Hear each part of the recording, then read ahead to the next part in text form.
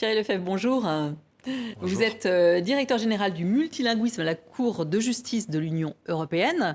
Alors à la Cour européenne, vous êtes bien évidemment dans le grand bain des langues. Alors est-ce qu'on peut assimiler cette Cour européenne à une tour de Babel des temps modernes avec toute la cacophonie qui va avec? On entend parfois dire que c'est la tour de Babel, mais moi je pense que c'est l'anti-Babel. Si vous vous reportez à la Bible, Babel était une construction de l'homme pour se rapprocher de Dieu. Il y a été mis fin par une malédiction.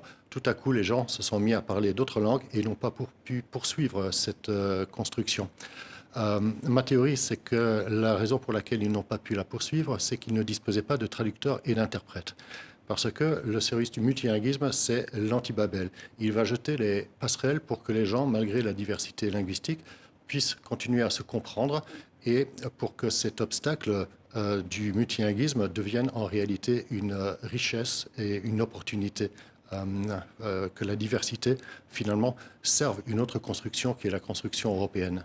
Donc la tour de Babel, effectivement, il n'y avait pas de traducteur. Là, chez vous, il y a du monde. Il y a 650 juristes linguistes donc pour l'écrit, 70 interprètes pour l'oral. Mais donc c'est vraiment un nombre de personnes très impressionnant. Mais j'imagine qu'il faut ça pour compulser 1 400 000 pages par an. C'est bien ça? Oui, c'est bien ça.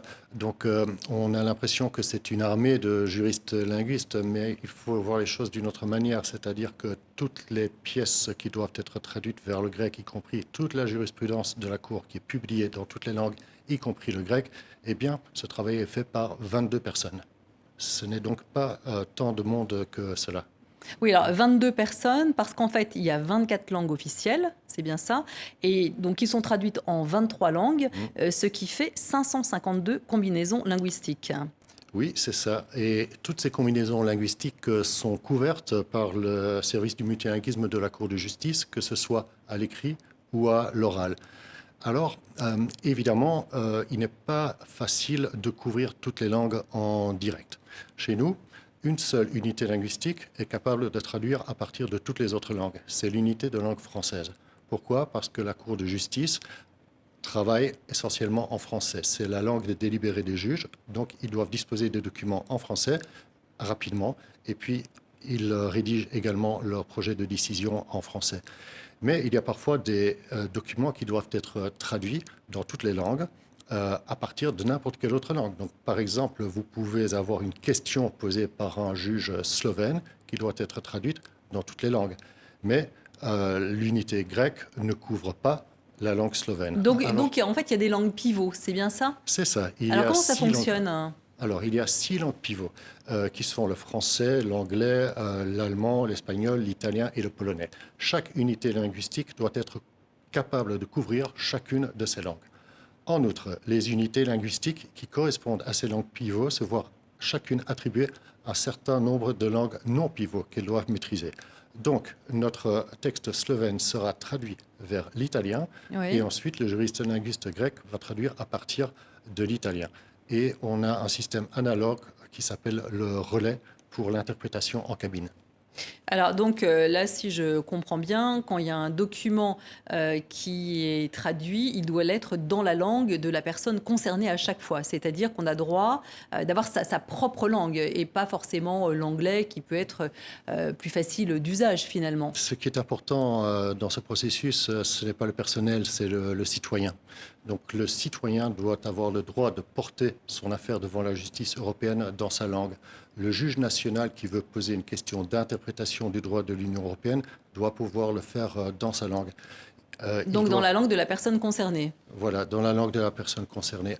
Après, dans quelle langue nous travaillons en interne, peu importe. Pour le moment, c'est le français, ça pourrait être l'anglais, ça pourrait être une autre langue. Ce qui est important, c'est qu'après, le résultat final soit disponible dans la langue de la procédure, c'est-à-dire la langue dans laquelle l'affaire a été introduite. Et donc, c'est pour cette raison-là que la décision rendue et qui fait foi et qui est signée par les juges est la décision dans la langue de procédure. Évidemment, on va aussi traduire la plupart de ces décisions dans toutes les autres langues parce qu'elles ont une valeur jurisprudentielle et seront publiées au recueil officiel de l'Union européenne. Parce qu'il faut que tous les citoyens de l'Union européenne puissent non seulement accéder au droit, mais puissent aussi comprendre le droit.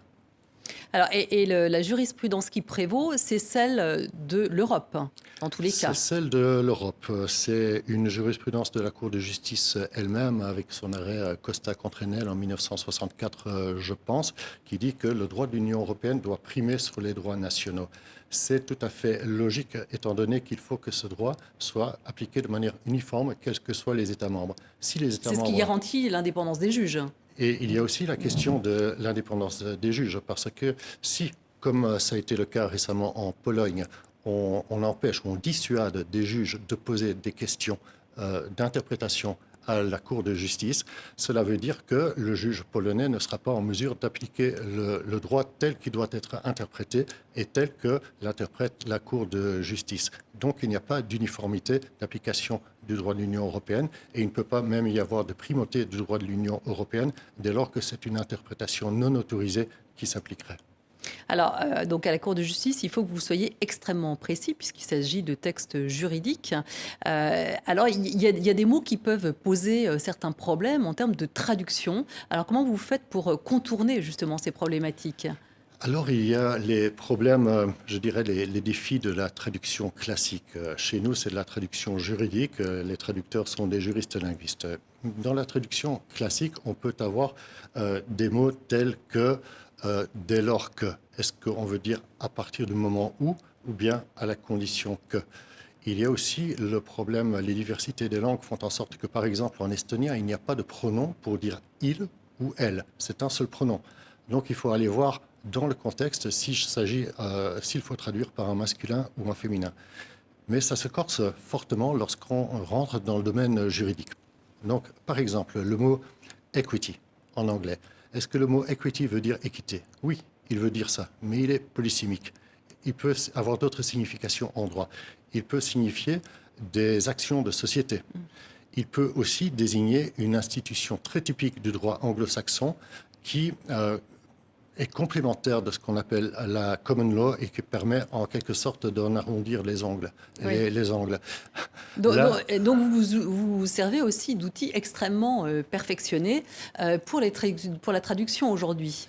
Oui, donc on est dans l'ère de l'informatique. Nous travaillons avec des environnements de traduction qui permettent d'exploiter des ressources informatiques.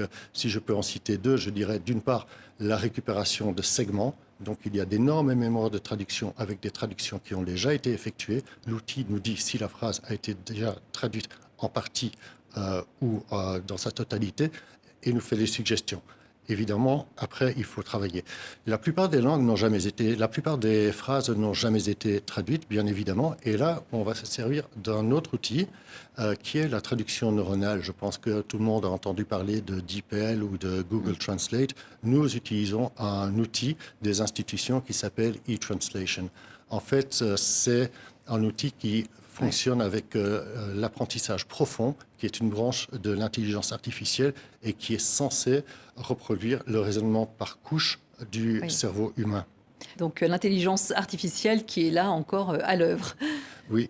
Merci beaucoup Thierry Lefebvre pour cette analyse passionnante. Je rappelle que vous êtes directeur général du multilinguisme à la Cour de justice de l'Union européenne. Merci à vous. Merci.